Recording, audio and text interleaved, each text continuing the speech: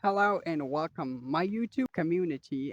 Today video I'm going to show you how to learn practical English. This video I'm going to help you how to learn practical English.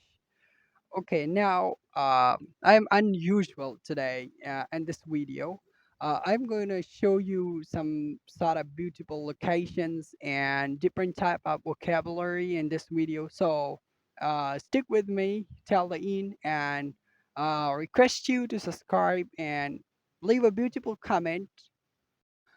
First, let me start with the weather because weather is really important. So, as you see the sky, it's like totally blue, and I can see a little bit cloud. So it's almost like a little bit cloud, and it's like it's like a blue clear sky with a little bit cloud.